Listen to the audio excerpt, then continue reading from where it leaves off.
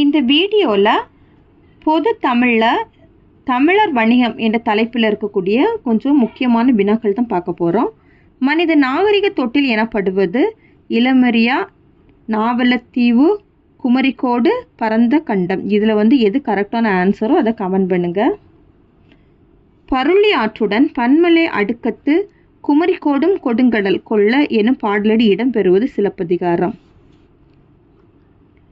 தமிழரின் தனிப்பண்பு என்பது நாகரிகம், பொறை, நடுவு நிலைமை. ஆன்சர் இவை அனைத்தும் சரியா? இது எல்லாமே சரி.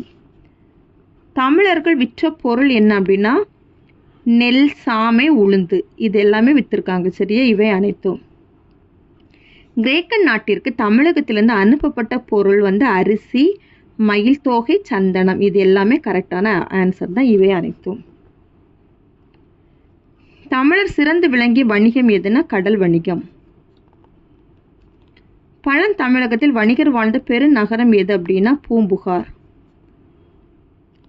கிமு 10ஆம் நூற்றாண்டில் அரசன் சாலமனுக்கு தமிழகத்திலிருந்து அனுப்பப்பட்ட பொருள் எது அப்படின்னா யானை தந்தம், மயில் தோகை, வாசனை பொருட்கள். இவை அனைத்தும் சரி.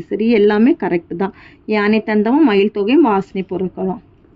காவிரி பூம்பட்டினத்தில் துறைமுக பொருட்கள் மண்டியும் மயங்கியும் கிடந்ததை குறிப்பிடும் நூல் எது அப்படின்னா பட்டினப்பாலை. நீரின் வந்த நிமிர்பரி புரவியும் எனும் பாடல் இடம்பெறும் நூல் எதுன்னா பட்டினப்பாலை. தொல்லியலின் முதன்மையான நோக்கம் என்பது செப்பேடுகளை ஆய்வது.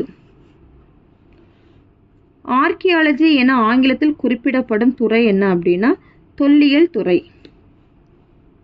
மணிமேகலை சிலப்பதிகாரத்தில் இடம்பெறும் துறைமுக நகர் எதுன்னா காவிரி பூம்பட்டினம்.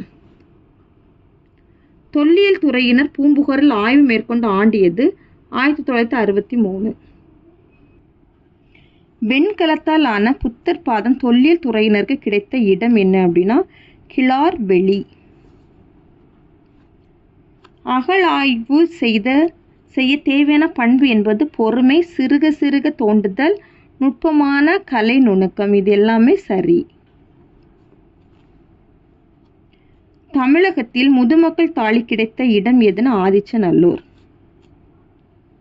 தமிழகத்தில் பழங்கால காசுகள் கண்டுபிடிக்கப்பட்ட இடம் எது அப்படின்னா தர்மபுரி, மதுரை, கரூர். மூணுமே கரெக்டா? இவை அனைத்தும் சரி. முன்னீர் வழக்கம் என்பது குறிப்பது என்ன அப்படின்னா கடற்பயணம். முன்னீர் வழக்கம் என்ற தொடர் முதலாக குறிப்பிடும் நூல் எது? சிலப்பதிகாரம், நன்னூல், மணிமேகலை, தொல்காப்பியம். இதில் எது கரெக்டுனா தொல்காப்பியம்.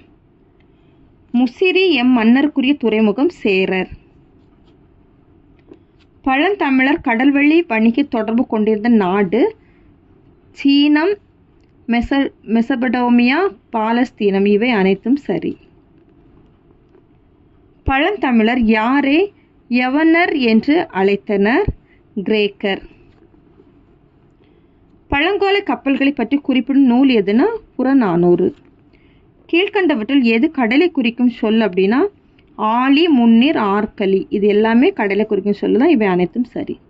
அவ்வளோதான் இந்த வீடியோ. தேங்க்யூ.